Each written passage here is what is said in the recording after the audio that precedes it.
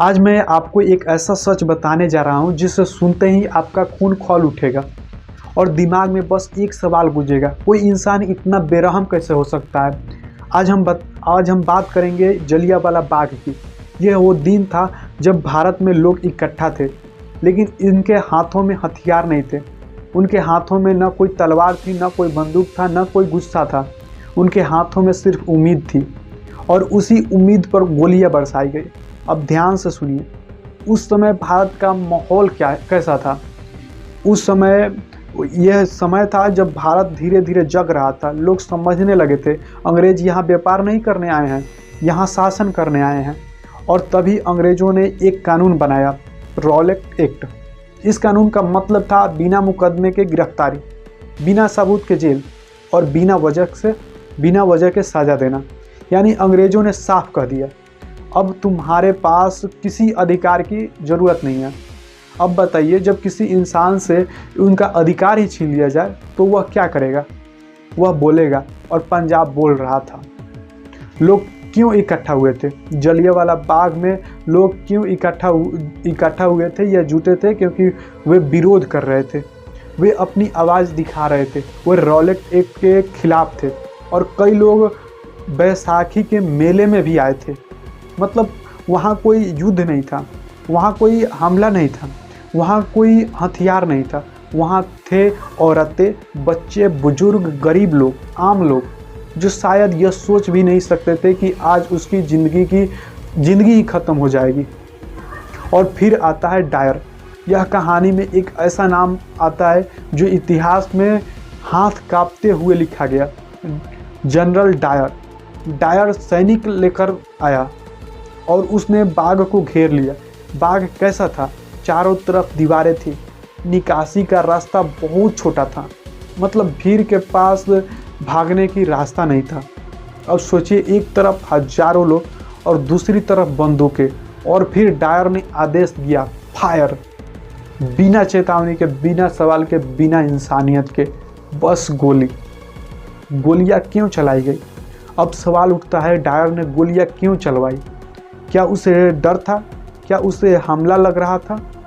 नहीं, उसका मकसद था डर पैदा करना। डायर भारत को संदेश देना चाहता था, अगर तुम बोलोगे तो तुम्हें कुचल दिया जाएगा। यह सिर्फ हत्या नहीं थी, यह एक सिस्टम का मैसेज था। वो दृश्य जिसे सुनकर रूह कांप जाता है। गोलियां चली और लोग गिरने लगे। माएँ अपने बच्चों को ढकने लगी, लोग दीवार से टकराने लगे। कुछ लोग बाहर निकलने के लिए एक दूसरे को कुचल रहे थे। और सबसे डरावनी बात, कई लोग भागने के लिए एक कुएं में कूद गए। हाँ, एक कुआं जहां लोग जिंदगी बचाने के लिए मरने चले गए। यह सबसे डरावना सच है। जब इंसान को मारने वाला नहीं, डर मारता है। जब इंसान को मारने वाला नहीं, डर मारता है ना इंसान को। यह सिर्फ एक दिन नहीं था, यह भारत का टर्निंग पॉइंट था। अब ध्यान से सुनिए, जलियांवाला बाग सिर्फ पंजाब की घटना नहीं थी, यह पूरे भारत की आंख खोलने वाली घटना थी।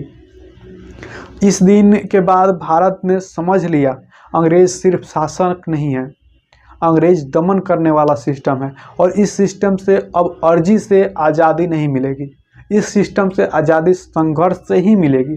सबसे खतरनाक सवाल, दुनिया ने क्या किया? अब आप सोच रहे होंगे, इतना बड़ा नरसंहार हुआ तो दुनिया ने क्या किया? कुछ लोगों ने तो विरोध किया ही होगा ना। कुछ ने लिखा, कुछ ने दुख जताया, लेकिन सच यह है कि इंसानियत की कीमत हमेशा राजनीति में कम लगती है। और यही कारण है कि इतिहास में ऐसी घटनाएं बार बार होती है।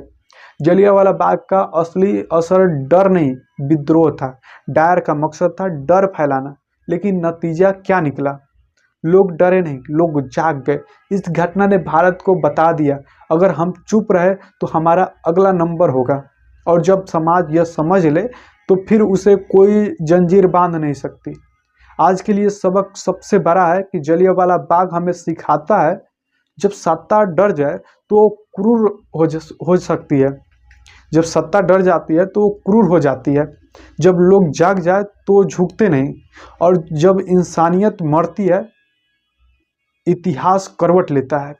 यह घटना आज भी चेतावनी है कि अगर किसी देश में लोगों की आवाज़ कुचल दी जाए तो वहाँ सिर्फ शांति नहीं रहती, वहाँ एक दिन तूफान आता है।